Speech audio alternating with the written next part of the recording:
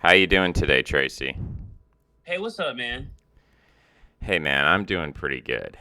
Um we first met, was that last year that we Yeah, it first was met? last year.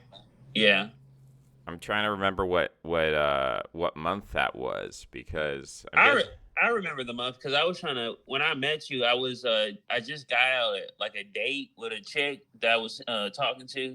So it was like, and also I just got off of work. So it was like June of last year. Right. I remember you had a something like a professional meeting or some kind of invitation, and so we went to the old who's that, David Lynch. We went to, I don't know if it Oh was. yeah, damn, dude, I forgot all about that. Yeah, we went to Mahola Drive. We took some pictures and whatnot.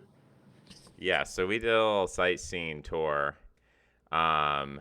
Think the geese might have been out, and the people were out with their families. So we were just kind of walking around, talking about things, telling stories, and I actually did not sleep the night before, so I was Yeah, you running told me that. I was running on zero battery at the time, but I still think it was interesting. I'm glad I ended up going out with you guys. Um, so yeah, you're a writer. You're an orator. You've got ideas. If you had to introduce yourself to my audience, what would you tell them? So I would say I'm a multimedia artist. What I mean by that, I dabble in a lot of fields. Like I do, I have a YouTube channel, Mittageisen, where you can link, or I'll send you a link to my channel. You can link it to this video where I do like, you know, uh, I guess cultural criticism in the vein of John A. Beaver. If you're familiar, or if your audience is familiar with John, I'm assuming they are. So like with that, like I'll do like videos, but my videos are a little bit more formal. They're a little bit more expressionistic or artistic. Like I have like a script that I go off of, and I have like very interesting visuals that corroborate, or they are in conjunction with the script. But yeah, so I do that. Then I have a Substack page when I essentially do the same thing, and like I said, very artistic way. Like my last script was not my script. I'm sorry. My last article was on American foreign policy from the perspective of like Kantian idealism, and this is like a essay I wrote like I want to say 8 years ago, 8 or 7 years ago when I was an undergrad, and I posted it on my Substack because my final paper, I'm still in school too. I'm about to get my master's in English. My final paper is like a throwback to that initial premise. When I was writing the paper, I didn't even realize, like, oh snap, I'm like literally like adding, or I guess at this point I have a book, because I'm working on the same thing that I was working on in my undergrad 7 years ago. So yeah, I reposted it on my Substack as like a prelude to like my final thesis paper that I'm still working on. I failed the class. They said the paper was too creative, not enough scholarly voice. I don't know what the fuck that means. But like, because I mean, I have like sources from Immanuel Kant, Nietzsche, like shit that I read. Hey, can I cuss? Is that like a rule? No cussing.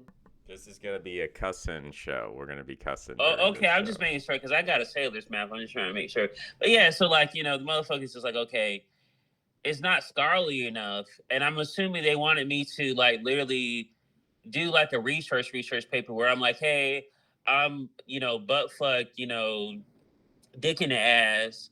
And I'm like doing like a study on feminist theory in relation to Jane Austen's Pride and Prejudice.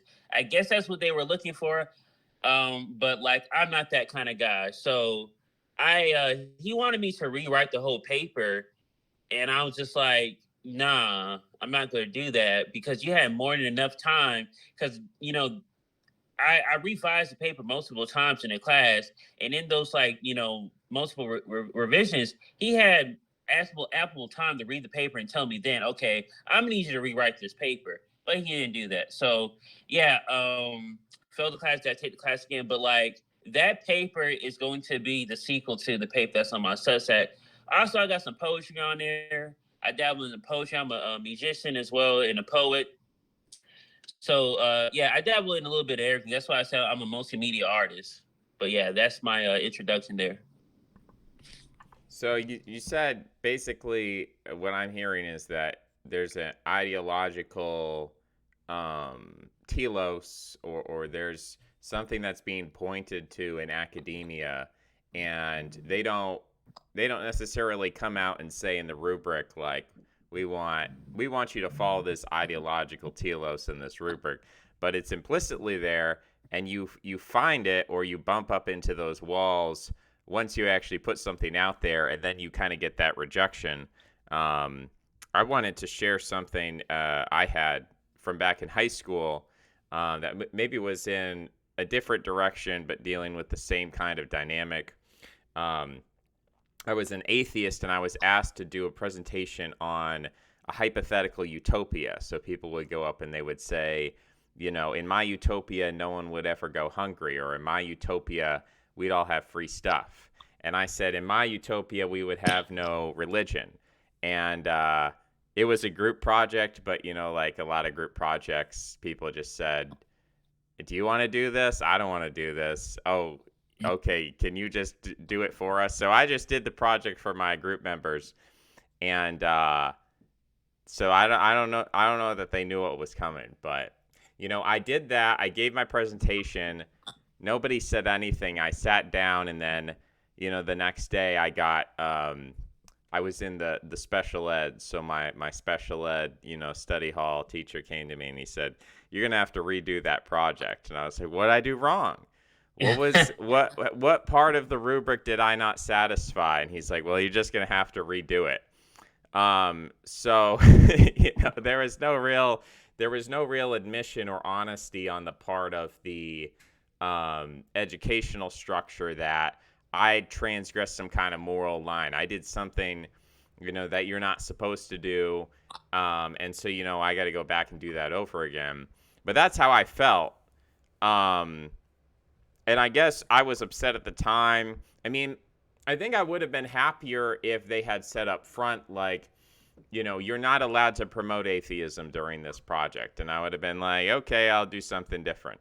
Whereas, I wasted my time putting something together. So I guess my feeling is that we're never going to have educational institutions that don't have some kind of teleology, whether that's a superstructure that comes from like a centralized universal place, or whether that's a individual particular teacher with an individual particular, moral code. But I wish for someone like me who's more literalistic, I wish that it was just explicit of like, hey, here are the rules, follow the rules, and if you don't like it, don't even try. Whereas the current system is like it feels deceptive to allow people quote unquote academic freedom, and then at the end of the day to, after the fact, reject them. I mean, it just feels disrespectful, right? So Yeah. maybe how do you feel about that whole thing? Yeah, I was very pissed off because I'm just like, dude, like, our mutual friend of ours, Mark, I showed him the paper because he's always like my proofreader, like the guy that I go to just to make sure the paper is right. And he was like, dude, this is like one of the most like in-depth papers I've read. And I'm like, okay, exactly. Cause I really put a lot of time in it, and I was very like creative with it. But like, like I said, give the paper. I'm just assuming the dude just didn't understand what I was talking about. And it's like, I'm like, he was like, okay, dude, if you want me to write a certain kind of paper, just tell me. I can bullshit you some stupid like Jane Austen paper, but this is the thing. You're telling me, do my own thing, or academic freedom, find my own like research topic I want to delve into, write a paper on it. And it's like, once I show you that you can't understand it or you don't want to read it, you give me F. It's like, okay, fuck this. I'm done. Like, I'm really just done with education. I'm done with academia. I'm just getting my degree because I'm in a situation when I need money. I'll say like that. And one of the avenues to get money is, going taking classes. I mean, I'm not going to just fail the class. I'm going to do the class right. But if I fail the class again for the same reason, I'm not going to register for a class a third time. I'm just going to be like, I guess I'm getting gatekeeped away from getting my master's.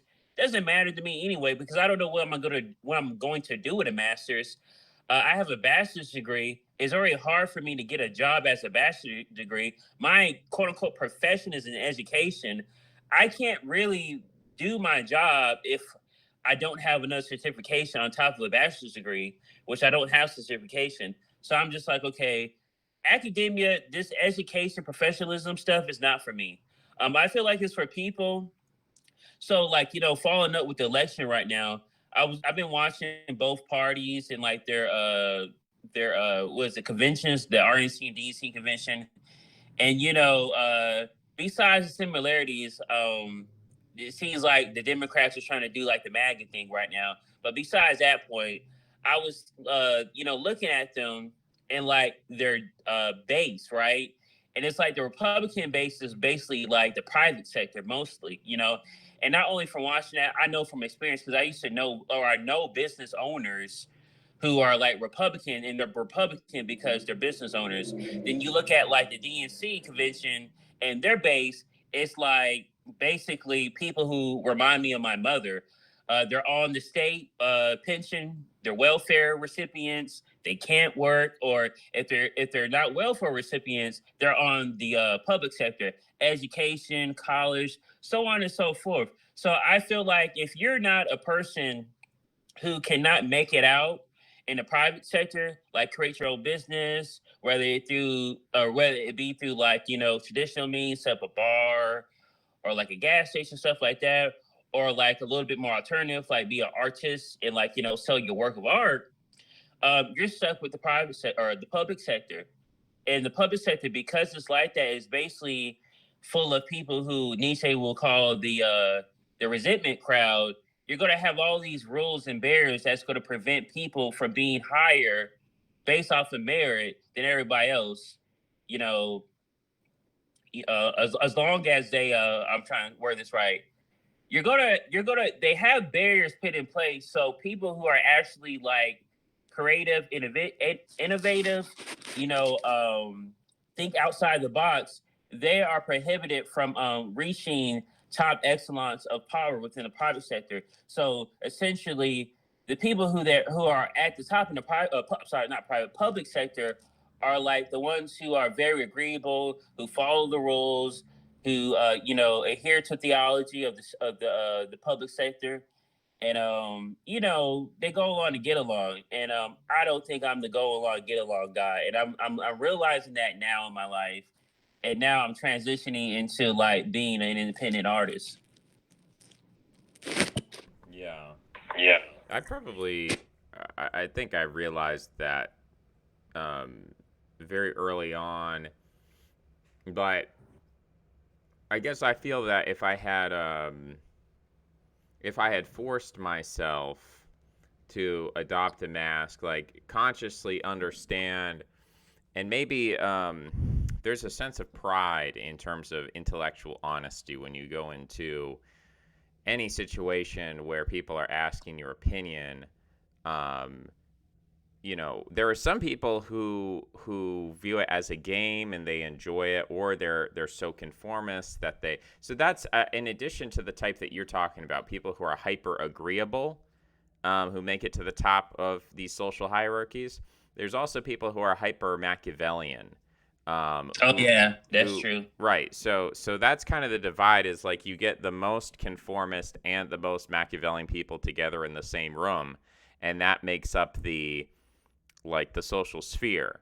And the people who are excluded are going to be people who are either um, like low in Machiavellianism, so they're just kind of like shoot from the hip, tell it how it is.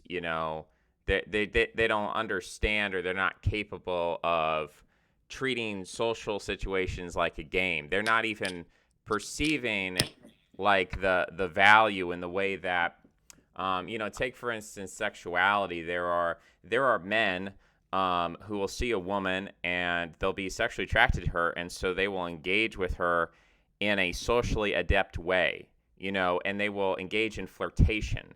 Now, flirtation necessarily is a form of kind of implicit, subtle give and take. You're not just walking up and saying, I'm attracted to you in a very straightforward way. You're kind of saying, hey, how are you doing? You strike up a conversation about something. You talk about the weather, something that doesn't matter at all. But the point is simply to engage, and so playing that game, people have a different propensity or tolerance for that. A lot of men actually despise that dance. They despise the indirectiveness or the subtlety of that interaction. They don't want to. They just want to be direct and clear. Like, hey, here are my feelings. Here are your feelings. We're either compatible or we're not. Let's just make it straightforward rather than playing that back and forth game where I don't know what your intentions are, you don't know what my intentions are. We're hiding our intentions, we're disguising our intentions, we're pretending that something is not. And that's something that women tend to be a lot better at. I just saw some data by Rob Henderson talking about intra-female competition. And so whereas the male form of competition is like we're going to wrestle, we're going to have a fist fight, we're going to train our skills, see who's a better archer or whatever, some kind of physical competition or maybe an intellectual competition. But for women, the way they hone their skills is through a social competition, which is centered on gossip. And so they're very aware of what sort of things raise social status, what lower social status, and how to use deception in order to basically, steal from others, compete with others, and ultimately to form like all these complex alliances where you pretend to be friends with one person, but you're actually friends with this other person who's against that person. And so there's all these layers that women just have like a natural competency. Like a lot of times men will make fun of women, like, oh, women can't drive, women don't have spatial intelligence, which, there's evidence to back that up. But on the other hand, a lot of men lack that, what you could call social intelligence, but I think for men, they don't view it as like a competency that they lack. They view it as like a Deception. form of humiliation. Sorry. Okay, yeah. I said deception, but you're on the money with that. That's closer to the truth than what I said.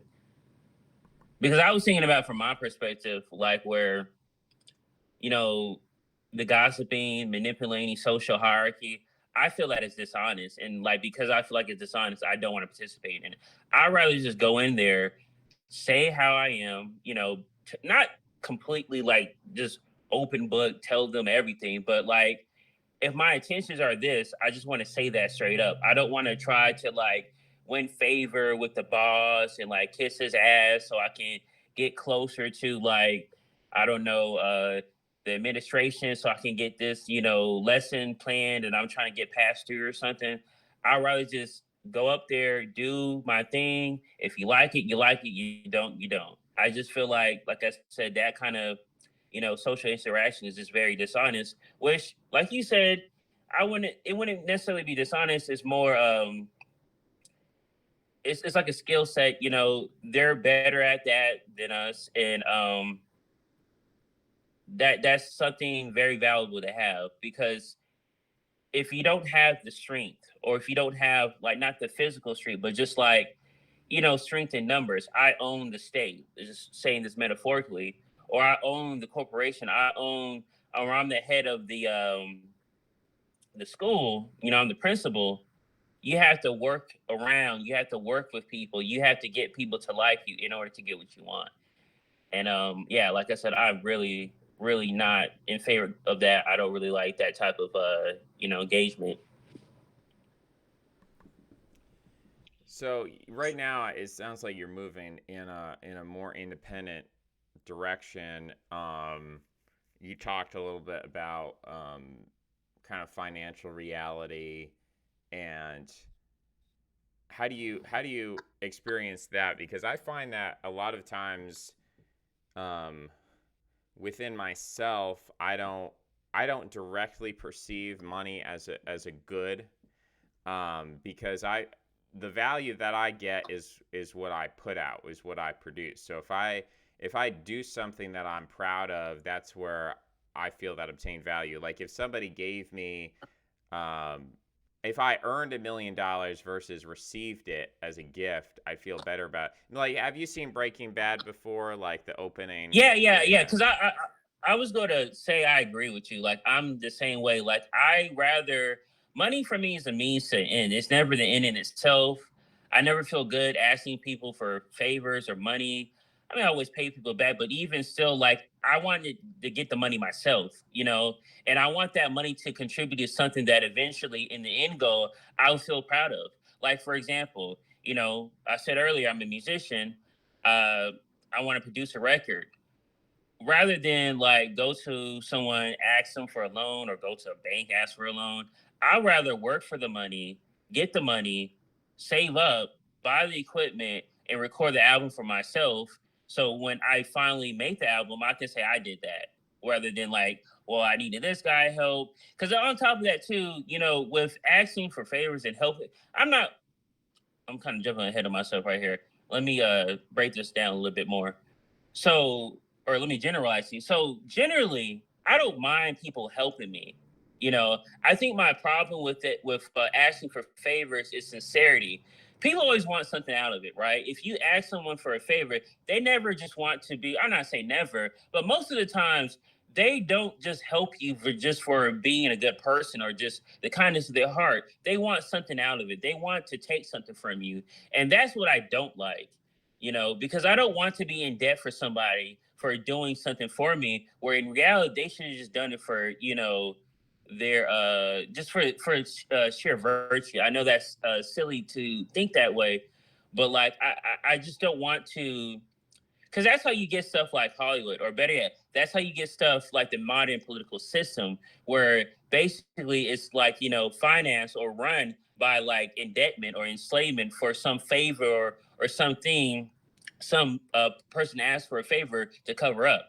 And I don't want to get into that stuff, because I feel like if I was going to get into that, I might as well just stay in education, because that's what education is full of, people like that. I mean, you'll be amazed the kind of people you work with in education. You'd be like, oh my God, this person is still working here. Like one of my supervisors, she slept with the principal. She didn't fire, she didn't get charges pressed on her. They just changed her to another school. Another one was a sexual offender, didn't get fired, didn't get charges pressed against them, just changed to another school. You know what I'm saying? But like, they're around because they need them. And I don't want to be, like I said, I don't want to be in a situation like that where they'll use something against me because they need me, but like, whatever, when they don't need me, they'll get rid of me. So like, going back to what I was saying, I try to do things for myself. Minimally, I ask for people for help, and the people I do ask for favors, I trust them. They're good friends of mine, and I know if I ask them, they're not going to put it over me. But for the most part, I like to do things for myself. And money, I've learned from my experience, it's not really hard to make money if you work. I mean, you got to work for it. There's some money easier than others, but if you work, you can get money. And if you work really hard, you'll get where you need to go. From my experience. Yeah, it's kind of interesting you talked about the people switching around from school to school. I'm I've been kind of looking into some police work, and there was a controversy. I think it was around St. Louis or Illinois, where a police officer shot a woman, and then you look back in his record, and he was transferred maybe 4, 5, or even 6 times, and he was, I believe, dishonorably discharged from the military before even becoming a police officer. So you even before he enters into the policing system, he's already got like a bad mark on his record. And so they're like, well, we're kicking you out of the military, go join the cops. And then from the cops, he gets kicked from one department to another department, which that's kind of what it sounds like is going on with education. And that, again, it's another layer of deception, right? It's like if somebody Yeah. does not fit the standards of any organization, military, police, education, then the proper thing to do is to say you're no longer allowed within the sphere of really public employment. I mean, the government basically should have some kind of a universal standard. Now, in terms of competency, that's one thing, right? You get a bump on the head and can't think so good. I mean, that's different from you were drunk, you showed up to late work, those Yeah. sorts of decisions that people make, or you slept with somebody, right? Those sorts of decisions. It's like we should have this universal standard and make it very explicit, but instead there's these levels of, well, we don't have enough police, we don't have enough teachers, and therefore instead of actually holding people to a standard, holding people accountable, we have to play this game where we pretend to fire them, but actually we just kick the can down the road to somebody else. And so eventually what happens for those people, and it's the same thing with crime, by the way, when we find these criminals who have been arrested, let go, arrested, let go 50 times. I mean, what is the message if you're a criminal and you've been arrested and let go 50 times? The message is there's no consequences, so I can do whatever I want to do. And eventually that results in catastrophe over a long enough time span. If you teach people that these consequences are fake, then they will become emboldened by that, and it will eventually end in a disaster. And so, I mean, that's how I feel about kicking people around. Police officers, educators, is you keep teaching people that there's really no consequences. You just roll over and start again somewhere new.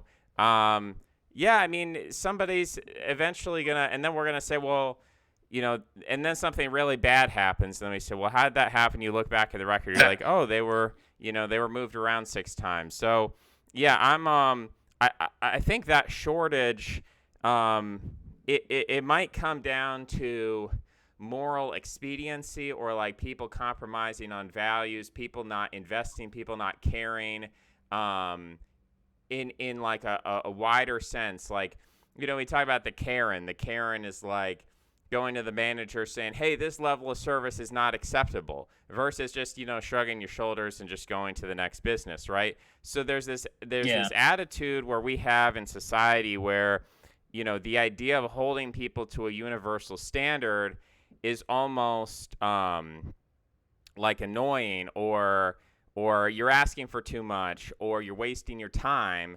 And as that attitude becomes more acceptable, then yeah, really everything is just like, well, as long as it's not my problem. Like the principal says, well, as long as you're not working at my school, just, go do something somewhere else. And then there's never the accountability. No one ever feels like, oh, something bad happens, it's going to come back to me. It's just like, oh, it's a different school. And so I find that this isn't just like liberal academia or education or something. Obvious police officers aren't like that. But then even I think with conservatives, there's this idea of localism of, well, what happens, in that part of the country doesn't matter to what happens in my part of the country. And why don't we all just split up and be separated and so on? That attitude is pervasive, but it doesn't actually go anywhere. Like it's an apathy. It's not an active. It's not like a passionate secessionist movement. It's surrendering power and accepting defeat. Yeah, it's sort of, I guess you could say in that respect, it's like a cope. It's like rather than like an active vision or an idealism for the world, it's like, well, what am I supposed to do? If I, like, for instance, with the teachers, and it's probably true for police as well, if you fire somebody and then you don't hire, and then another department or school or whatever department doesn't hire them, then it looks bad for both people, right? Because on the one hand, you had to fire someone, which always involves some sort of litigation, lawsuit. Oh, you unjustly fired a person, whatever. And then on the other hand, it's if I don't meet my hiring quota, if I don't have enough staff, then people are going to come down on me and say, "Oh, why didn't you hire people?" And they're going to look the other way if I hire some bad people. But if I'm not fully staffed, then I failed like that quantitative measure. And it seems like we're at a point, we're at this competency crisis where I don't know if it's our standards have become too, in some respects, sometimes standards are too high, sometimes standards are too low, but it does seem like we're in this spot where we can't fill the roles. We like it's constantly like we don't have enough teachers, we don't have enough police officers. I mean, the population's not is still growing, so necessarily, I don't know. That means people are not capable of achieving the standards that we used to be able to achieve for whatever reason. Um, Yeah, I was gonna say I feel like it's a combination of both. I feel like because like quality, supply and demand, like because we have so many people coming through, there's not enough quality, professionals or service workers to meet the demand. So we have to cut corners, right? Like when I was in education, I mean, so many teachers at one school, my first school I taught at, like every year we would have half of the teacher base refurbish itself. Like half of the teachers would leave at the end of the year, and they would have to find, or it got to a certain point where they would have to like find solutions. Which their solution at that school was technology. Put the classes online. You know, we have a lot of kids; they need teachers, but we don't have the teachers, so we'll just have to cut it through the school or cut it through online. um, and also too with that, the teachers that they did find, they were very terrible. Like I had a dude, my undergrad was in history. Like I said, my master's in English. I had a dude who was a history teacher, didn't want to teach the Renaissance. All he taught was military history. He said the Renaissance was too gay, too many homosexuals. I'm not going to teach the kids that. This guy doesn't teach the Renaissance. Kids never know about the Renaissance. Had another teacher, she was telling the kids that Shakespeare was a black woman. You know what I'm saying? So like the quality is not there. Or like another teacher, their version of history was just giving them like 80-point slide or 80-page slides. They just copy notes from the slides. So like the quality's not there. We can try to fill in the slots with people, but the people are not going to be quality teachers or quality professionals. So I feel like as times go on, I don't know. I mean, I'm not like I'm not Nostradamus to say it like that, but I do think a lot of it's going to be offshore. Maybe a combination between technology and like illegal immigration. Because I see right now in the military, they're trying to get people to or illegal immigrants to serve in the military. Also, going back to election, Donald Trump is talking about this thing with safely visas to diplomas. All these people from India or India, China working in the tech sector. So we're just like basically importing STEM jobs and tech jobs from overseas to America to meet the demand. You know what I'm saying? So I feel like that's what's going to happen in the future. But I hate to cut this talk short. My phone is about to die. If you don't mind, or if you would like to, we can continue this conversation, or just have another conversation another day. But I gotta go now. My phone's about to die. all right, we'll end it there. Thank you so much, Mittageisen, for coming on, and we may talk again. I don't know if it's going to be soon, but I'm sure at some point in the future we'll speak again. Whatever. Yeah, whenever you're free. That's cool. I'll talk to you later, man. All right, take care. Bye bye. Bye. All right, we're going to close this down and we're going to exit out. All right, guys, short one on education. If you liked it, like the post. If you want to comment, that probably boosts the visibility. Restacking the post boosts the visibility. If you're not subscribed, of course, become a paid subscriber so that you fuel my project here. This is my entire income stream is your generous support. Or become a free subscriber. That's cool too. Makes me feel good that people subscribe, whether it's paid or not. And yeah, that's about it. All right. Hope you enjoyed this one. Take care. Bye bye.